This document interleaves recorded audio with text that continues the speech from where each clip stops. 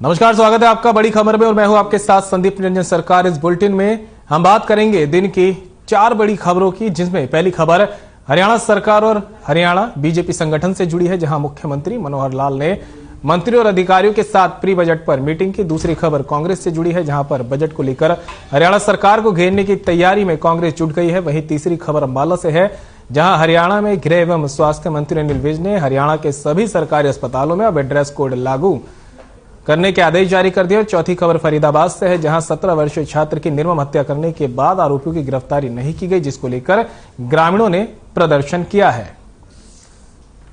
आज 4 बड़ी खबरें जिन पर हम चर्चा करेंगे, उनकी तस्वीरें आपके सामने हैं।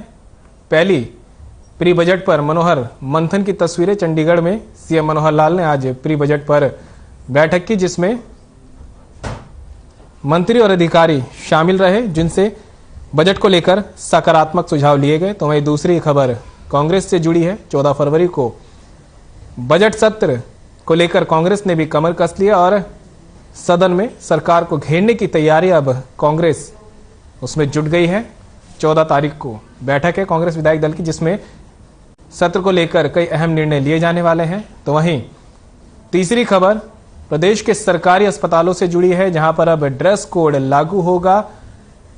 स्वास्थ्य मंत्री अनिल विज ने इसके निर्देश दे दिए हैं और जल्द ही अब इन आदेशों को अमल में लाया जाएगा। तो वहीं चौथी खबर हत्या के मामले से जुड़ी है, जहां पर स्कूली छात्र की हत्या के बाद कार्रवाई न होने से गुस्साए लोगों ने प्रदर्शन अब यहां पर शुरू कर दिया है।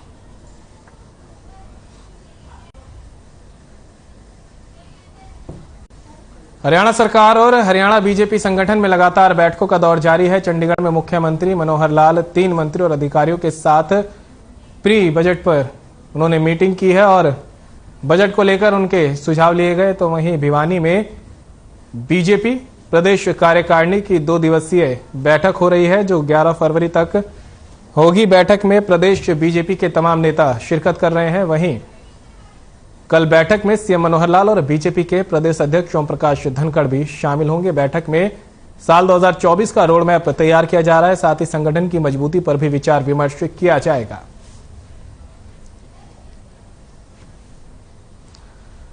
तो खबर आपको बता रहे हैं, जहां पर अब बीजेपी में बैठकों का दौर जारी हो गया है। एक तरफ तो मुख्यमंत्री खुद प्री बजट पर चर्चा कर रहे हैं, आज भी चंडीगढ़ में प्री बजट को लेकर चर्चा की गई है। तो वहीं दूसरी तरफ भिवानी में 2 दिवसीय प्रदेश कार्यकारिणी की बैठक की जा रही है।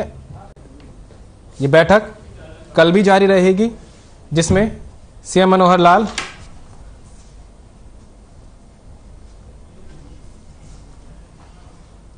और आगे हमारे साथ मेहमान प्रवीण अत्रे बीजेपी प्रवक्ता हमारे साथ जुड़ गए हैं। अत्रे साहब, बहुत बहुत स्वागत है आपका। धन्यवाद। अत्रे साहब, अब देखा जा रहा है कि बीजेपी में भी अब मीटिंगों का दौर जारी हो गया। एक तरफ जहां सीएम लगातार प्री बजट पर बैठक कर रहे हैं, वहीं दूसरी बैठकें भी जारी है। क्या कुछ बैठकों से मंथन निकलकर सामने आ रहा है? देखिए, ऐसा है, एक तरफ संगठन की बैठक है, दूसरी तरफ मुख्यमंत्री जी जो प्री बजट बैठकें, जो मुख्यमंत्री जी ने बहुत पहले जब बतौर वित्त मंत्री पहला बजट पेश करना था, उस वक्त एक रिवायत शुरू की, एक प्रथा शुरू की कि बजट पेश करने से पहले सभी स्टेक होल्डर से उनके सुझाव लिए जाए और उन सुझावों को बजट में शामिल किया जाए। उस संदर्भ में तो मुख्यमंत्री जी ने जो आज चंडीगढ़ में बैठक की है, उसका तो विषय है ये। और जो संगठन की बैठक, हमारी प्रदेश कार्यकारिणी की बैठक भिवानी में, आज प्रदेश पदाधिकारियों की बैठक है और कल सभी जो प्रदेश कार्यकारिणी के सदस्य हैं वो बैठक में रहेंगे। और इस बैठक के अंदर कई विषय हैं जिनके ऊपर चर्चा होगी। विशेष तौर पे जो केंद्रीय बजट पेश हुआ है, केंद्रीय बजट के ऊपर चर्चा होगी। हरियाणा की वर्तमान राजनीतिक स्थितियों के ऊपर चर्चा होगी। हरियाणा सरकार की जनहितैषी योजनाओं के ऊपर बातचीत होगी, उनकी जानकारी और उस जानकारी को जमीनी स्तर पे आम जन के बीच में पार्टी के कार्यकर्ता पहुंचाए, उसके ऊपर बातचीत होगी। अत्रे साहब, जो प्री बजट बैठक हो रही है, चर्चा की जा रही है, सबसे पहले उससे भी बात ले लेते हैं। किस तरह के जो है सुझाव यहां पर सामने आ रहे हैं और बजट को लेकर किस तरह से अब नीतियां इसमें बनाई जाएंगी? देखिए, ऐसा है कि जो प्री बजट बैठकें, जो सभी स्टेक होल्डर से उनके सुझाव पूछने के लिए मुख्यमंत्री जी ने बैठकें की, उसमें अलग अलग क्षेत्र में, जैसे अगर मैं उद्योग क्षेत्र की बात करूं, जब गुरुग्राम के अंदर उद्योगपतियों से मुख्यमंत्री जी ने बैठक की तो उसमें एक विषय आया कि उद्योगों के लिए इंफ्रास्ट्रक्चर को और मजबूत किया जाए। तो इस बजट के अंदर उद्योगों के लिए इंफ्रास्ट्रक्चर और ज्यादा मजबूत हो, इसके ऊपर जरूर बजट के अंदर बातचीत होगी। इसके अलावा प्रदेश के जो हमारे हरियाणवी हैं उनके स्वास्थ्य, शिक्षा और किसान, ये जो बिंदु हैं, इन बिंदुओं पे अलग अलग सुझाव जो दिए गए हैं पार्टी के पदाधिकारियों की तरफ से, किसान संगठनों की तरफ से, स्वाभाविक है उसके ऊपर भी बजट के अंदर आपको देखने को मिलेगा। क्योंकि वर्तमान में जो सरकार हरियाणा में मुख्यमंत्री मनोहर लाल के नेतृत्व में काम कर रही है वो एक जनहितैषी सरकार है। क्योंकि हमारा बड़ा स्पष्ट मानना है कि सरकार का ये दायित्व है कि प्रदेश की जनता के हित के अंदर जितनी योजनाएं बने, जमीनी स्तर पे उन योजनाओं का लाभ हर उस व्यक्ति तक पहुंचे जो उसके योग्य है। और इसके लिए जैसे किसान भाइयों के लिए पिछले बजट में भी मुख्यमंत्री मनोहर लाल जी ने कृषि ऋण के ऊपर ब्याज और पेनल्टी माफ की थी।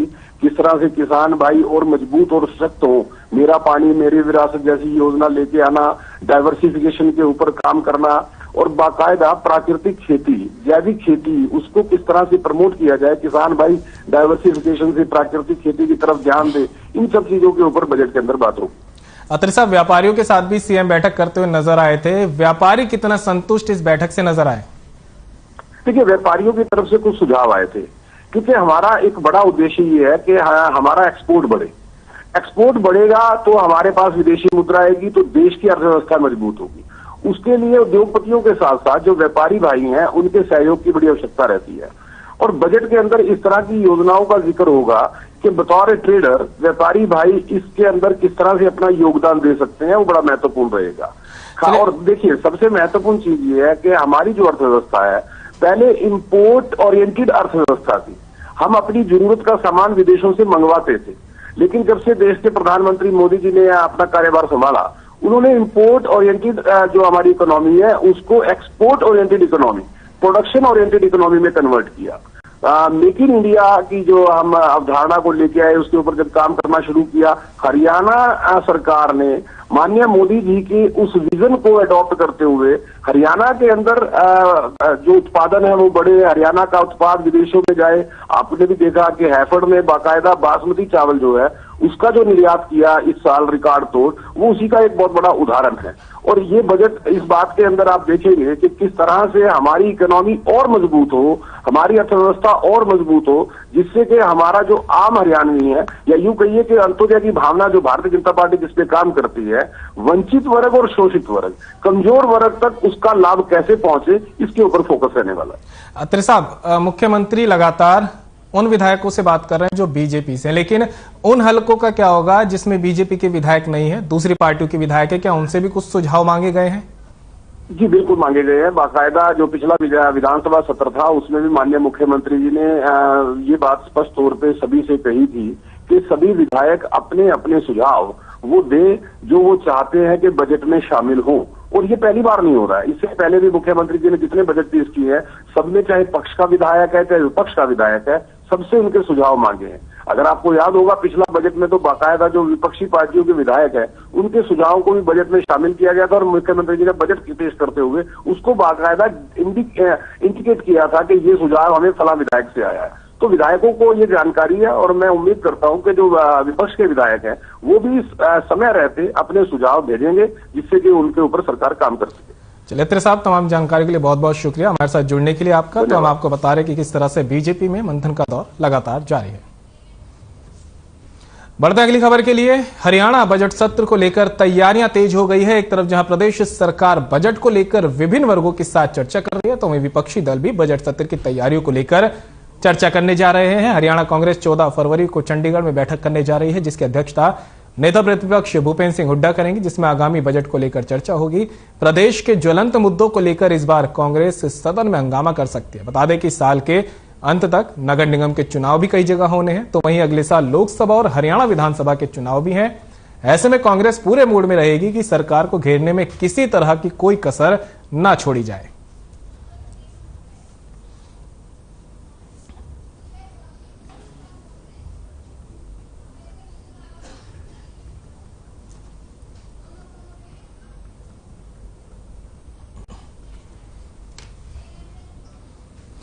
हमारे साथ विजय कौशिक जुड़ चुके हैं, प्रवक्ता कांग्रेस से हैं, और साथ ही हमारे साथ प्रोफेसर विधु रावल भी जुड़ चुके हैं, बीजेपी से प्रवक्ता हैं। सबसे पहले सवाल मेरा विजय कौशिक साहब से। कौशिक साहब, जिस तरह से जो है अब बीजेपी एक तरफ लगातार मंथन कर रही है, वहीं कांग्रेस ने भी अब अपनी बैठक बुलाई है, क्या लगता है कि सदन में किस तरह से घेरने की रणनीति तैयार की जाएगी? हुड्डा जी ने ठाना है कि हर हाल में खट्टर सरकार के पंजों से इस प्रदेश की जनता को बचाना है। आज हरियाणा में त्राही त्राही हो रही है। कूड़ा उठाने तक के ठेके विदेशी कंपनियों को इस सरकार ने दे रखे हैं और गुड़गांव फरीदाबाद रोड पर जो कूड़े का पहाड़ खड़ा करवा दिया है। भूमिगत जल को जहरीला बनाने का काम हरियाणा सरकार की नीतियों ने किया है। महंगाई को बढ़ाने का काम हरियाणा सरकार की नीतियों ने किया है। चाहे वो हाउस टैक्स की बात हो, चाहे वो डेवलपमेंट चार्जेस की बात हो, 50-50 साल पुरानी बसी हुई कॉलोनियों में डेवलपमेंट के चार्जेस भेजे जा रहे हैं नोटिस। तो उन परिस्थितियों में आम जनता का जीना हराम है। सरकारी स्कूलों को बंद करने की पॉलिसी हरियाणा सरकार की चल रही है, जिससे प्राइवेट स्कूलों की लूट को बढ़ावा मिल रहा है। किसी भी क्षेत्र में जनता को कोई राहत नहीं है और ये एक कर्जे वाली सरकार है जो एक तरफ जनता को टैक्सों से मार रही है, दूसरी तरफ कर्जा लाद लाद कर आज हरियाणा की जनता को कर्जदार बनाने का काम हरियाणा सरकार कर रही है। इसको लेकर चौधरी भूपेंद्र सिंह हुड्डा जी कांग्रेस के सभी विधायकों के साथ मिलकर बैठक करेंगे और निश्चित तौर पर एक ठोस रणनीति के साथ इनको विधानसभा में भी घेरेंगे और हरियाणा भर में बेनकाब करके जनता को राहत देने का काम करेंगे। चलिए कौशिक साहब, प्रोफेसर विदु रावल भी हमारे साथ जुड़े हैं। प्रोफेसर साहब, क्या लगता है, कैसे देखते हैं इस बैठक को जो कांग्रेस की होने वाली है? तमाम मुद्दे जो है कांग्रेस ने अभी से समेटने शुरू कर दिए हैं।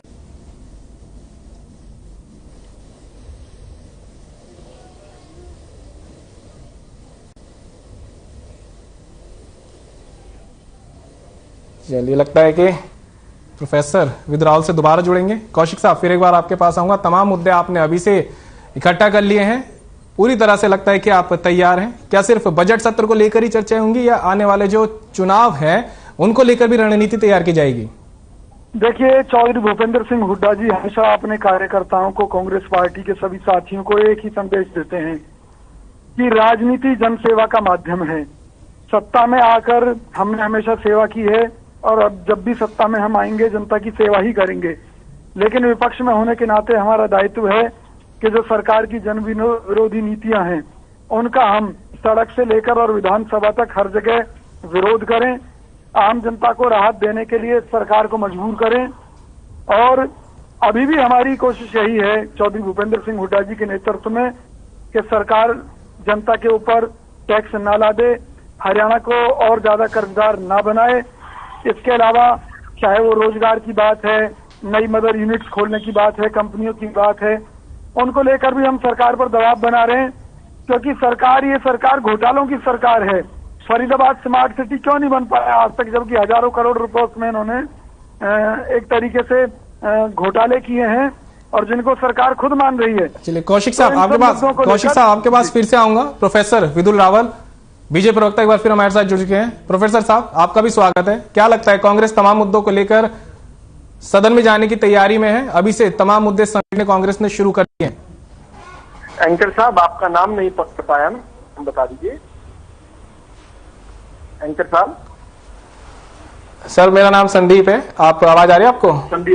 संदीप जी बिल्कुल खूब अच्छे से आ रही है। संदीप जी, कांग्रेस पार्टी एक नेता विहीन, नेतृत्व विहीन, दिशा विहीन, नीति विहीन और नियत विहीन पार्टी है।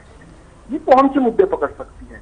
इनकी तो सारा का सारा जो है, किस प्रकार से नेहरू खानदान को गांधी खानदान, वाड्रा खानदान बनाना, इससे बाहर ये आज तक निकल नहीं पाए। भारतीय जनता पार्टी तो गरीब कल्याण की बात करती है, गरीब के काम की बात करती है, गरीब के लिए काम करती है। किस प्रकार से भारतीय जनता पार्टी ने खुद को समर्पित किया है पंक्ति में खड़े अंतिम व्यक्ति के लिए काम करने के लिए। पंक्ति में खड़े अंतिम व्यक्ति का उदय होगा तो पूरे समाज का, पूरी पंक्ति का उदय हो जाएगा। हमारे निरंतरता इसी बात को लेकर है कि किस प्रकार से जन विकास के कार्यों में हम और तेजी लेकर आ पाए। मां भारती के प्रति हमारा जो समर्पण है वो इसी बात को लेकर है कि इस देश के सबसे गरीब, सबसे वंचित, सबसे दरिद्र व्यक्ति का उदय किस प्रकार से हो।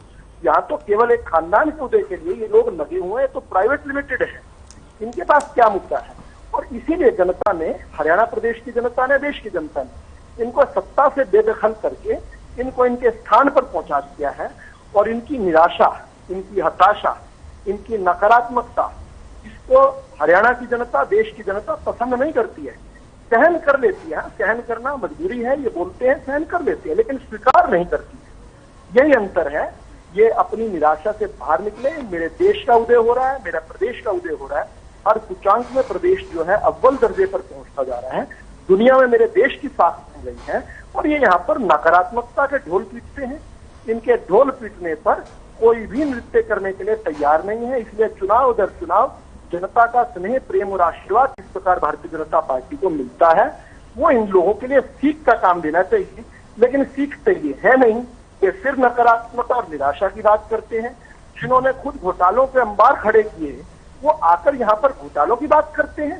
रोज हम पन्ना पलटा करते थे कांग्रेस की सरकार के दौरान, रोज एक नया घोटाला, कभी कॉमनवेल्थ का घोटाला, कभी कोल घोटाला, कभी स्पेक्ट्रम घोटाला, कभी ऑगस्टा वेस्टलैंड घोटाला, जिनका नेतृत्व जमानत पर बाहर है। आज घोटालों की जांच जो रोकने के लिए ईडी के खिलाफ प्रदर्शन करते हैं, सीबीआई के खिलाफ प्रदर्शन करते हैं, जो कोर्टों में खड़े होकर अपनी जमानत पर बाहर निकले हुए हैं, वो लोग आकर यहाँ पर भ्रष्टाचार और ना भ्रष्टाचार का सर्टिफिकेट बांटेंगे। हरियाणा की जनता इसको बर्दाश्त नहीं करती है और इसीलिए कांग्रेस कोई दूर दूर तक कहीं पर भी उसकी स्वीकार्यता नहीं बन सकती और इनकी नीयत और नीति केवल उस वाड्रा खानदान की चमचागिरी तक सीमित है, उस वाड्रा खानदान को जिसको देश की जनता, प्रदेश की जनता ने नकार दिया।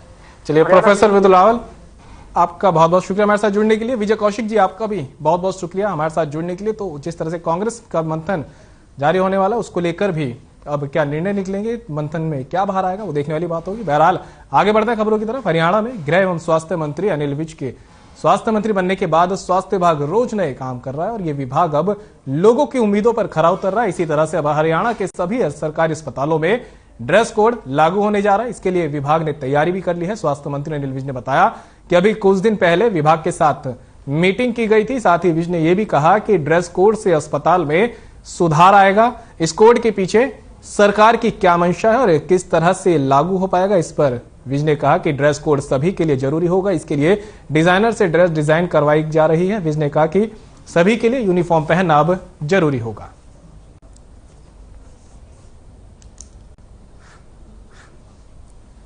मैंने पीछे मीटिंग हुई थी और उसमें ये कहा था कि हर कर्मचारी को अपनी यूनिफॉर्म डालनी चाहिए अस्पताल में। अब आप प्राइवेट अस्पताल में जाओ तो एक भी आदमी बिना यूनिफॉर्म के नहीं मिलता। यहाँ पता ही नहीं लगता कि कौन पेशेंट है और कौन कर्मचारी है। इसलिए इससे वर्किंग में बहुत सुधार आएगा और अस्पतालों का जो गेटअप है वो भी अच्छा हो।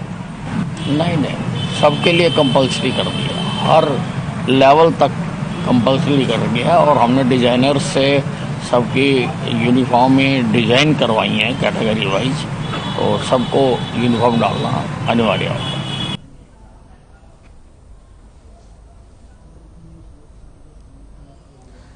नरेश सैनी हमारे सहयोगी अंबाला से हमारे साथ जुड़ चुके हैं। नरेश, एक नया नियम अब सरकारी अस्पतालों के विभाग के अधिकारियों और कर्मचारियों पर लगेगा, ड्रेस कोड लागू होने जा रहा है। आखिर क्यों इस ड्रेस कोड की जरूरत पड़ी है? गृह मंत्री अनिल विज ने साफ तौर पे कहा है कि जो प्राइवेट हॉस्पिटल होते हैं उनमें भी एक ड्रेस लागू होती है और कहीं ना कहीं जो मरीज और उसके बीच में जो फर्क है वो नजर आना चाहिए और ये पता चलना चाहिए कि कौन मरीज है और कौन डॉक्टर है और क्या कौन स्टाफ है। तो इसको लेकर कहीं जो सरकार है वो काफी पहले से तैयारी कर रही थी और ये तैयारी अब पूरी हो चुकी है और अब जल्द ही ये पूरे हरियाणा के जो सिविल हॉस्पिटल हैं उनमें ये ड्रेस कोड लागू कर दिया जाएगा और कैटेगरी वाइज जो है ये ड्रेस कोड लागू किया जाएगा और उससे ये पता चल पाएगा कि कौन डॉक्टर है, कौन स्टाफ में कौन किसका पद क्या है, वो भी सारा नजर आएगा। और इसी को लेकर कहीं ना कहीं जो गृह मंत्री अनिल विज हैं वो सभी बातें ध्यान में रखते हुए उन्होंने ये आज बयान जारी किया और कहा है कि इससे जो सरकारी हॉस्पिटल का जो एक स्टैंडर्ड है वो भी बढ़ेगा और इसी को लेकर आज उन्होंने ये बयान दिया है। जी चलिए नेक्स्ट, तमाम जानकारी के लिए आपका बहुत बहुत शुक्रिया। तो खबर आपको अंबाला से बता रहे थे, जहां पर अब स्वास्थ्य मंत्री अनिल विज ने आदेश जारी किए हैं सभी सरकारी अस्पतालों के लिए कि अब ड्रेस कोड लागू होगा। तो वहीं हरियाणा के फरीदाबाद में 7 फरवरी को भनकपुर गांव के रहने वाले 17 वर्षीय छात्र की निर्मम हत्या कर दी गई थी। हत्या के मामले में 3 दिन बीत चुके हैं, लेकिन अभी भी आरोपी पुलिस की गिरफ्त से बाहर चल रहे हैं। वहीं पुलिस की ओर से कार्रवाई न किए जाने को लेकर शुक्रवार को भनकपुर गांव फरीदाबाद के लोगों ने कमिश्नर कार्यालय के बाहर प्रदर्शन किया। विरोध प्रदर्शन के दौरान फरीदाबाद पुलिस कमिश्नर ने खुले मन से तमाम ग्रामीणों को आश्वासन दिया। उन्होंने आरोपियों की जल्द गिरफ्तारी किए जाने की बात कही। वहीं खुले मंच के माध्यम से पुलिस कमिश्नर विकास कुमार द्वारा आरोपियों की सूचना देने वाले व्यक्ति को 50,000 रुपए का इनाम देने की भी घोषणा यहां पर की गई है। तो वहीं ग्रामीणों के साथ पहुंचे प्रतला के पूर्व विधायक पंडित टेकचंद शर्मा ने बताया कि भनकपुर गांव के रहने वाले 17 वर्षीय छात्र की हत्या के मामले में पुलिस की ओर से कोई कार्रवाई नहीं की गई। इसको लेकर सभी ग्राम कमिश्नर कार्यालय पहुंचे। वहीं कमिश्नर की ओर से आश्वासन दिया गया है कि जल्द से जल्द आरोपियों को गिरफ्तार कर लिया जाएगा। उन्होंने कहा कि अगर पुलिस जल्द से जल्द आरोपियों को गिरफ्तार नहीं करती तो इस बार कमिश्नर कार्यालय गांव भनकपुर आए हैं, अगली बार प्रतला विधानसभा क्षेत्र कमिश्नर कार्यालय का घेराव करेंगे।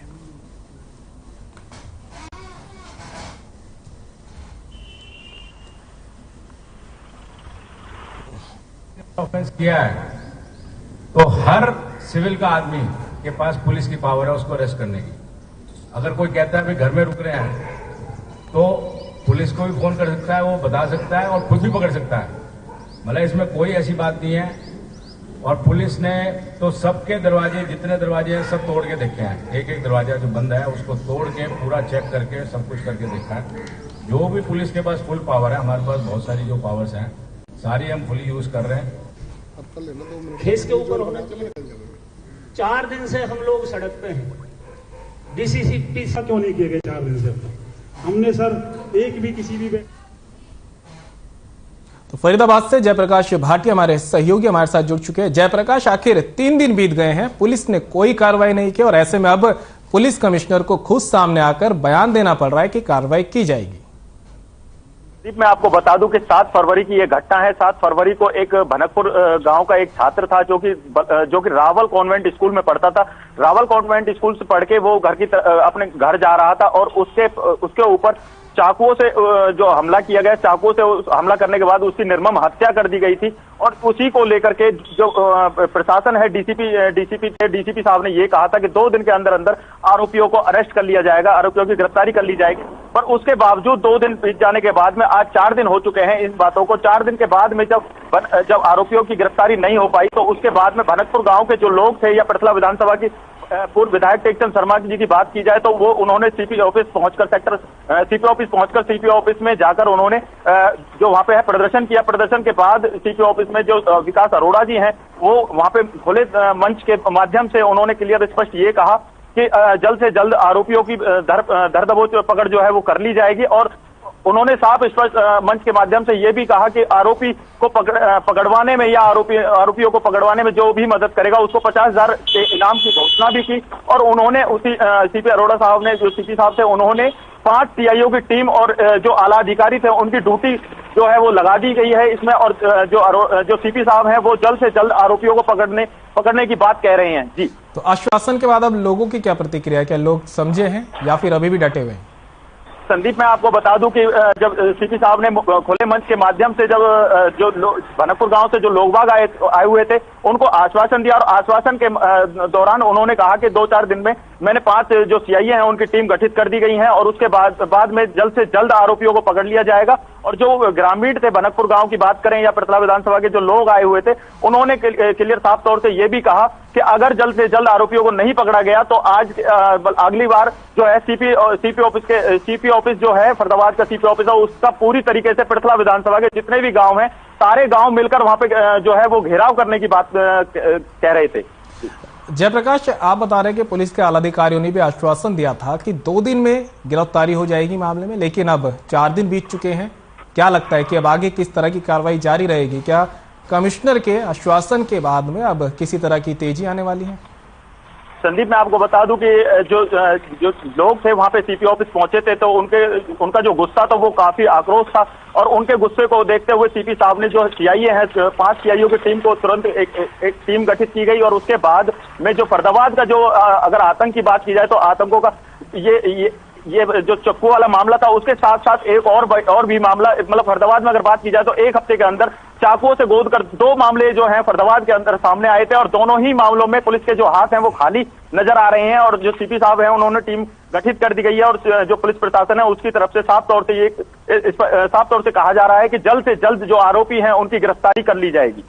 आपकी किसी पुलिस अधिकारी से बात हुई है कि आखिर इतना टाइम क्यों लगता है, क्यों वक्त लगता है? आखिर जो है 2 मामले सामने आ जाते हैं, अपराधी बुलंद हैं, लेकिन प्रशासन जो है लगाम लगाने में नाकाफी दिख रहा है।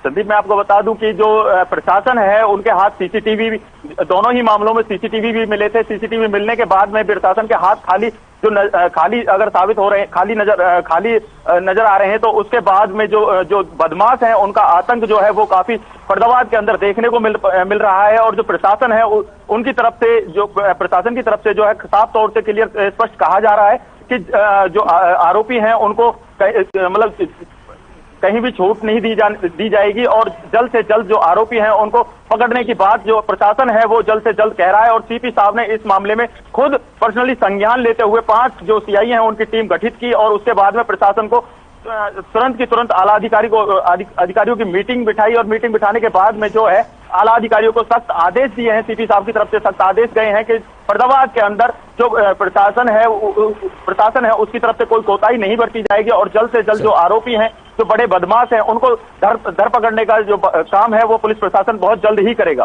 चलिए जयप्रकाश, तमाम जानकारी के लिए आपका बहुत बहुत शुक्रिया। नजर बनाए रखिएगा, आपसे इस मामले पर भी आगे अपडेट लेंगे। तो जिस तरह से जो है हत्या के मामले लगातार बढ़ते जा रहे हैं, बदमाशों के हौसले लगातार बुलंद है, तो वही कहीं ना कहीं अब पुलिस पस्त सी नजर आ रही है। हालांकि कमिश्नर ने आश्वासन दिया है कि जल्द ही गिरफ्तारी बदमाशों की जाएगी। फिलहाल बुलेटिन में इतना ही, दीजिए इजाजत, नमस्कार।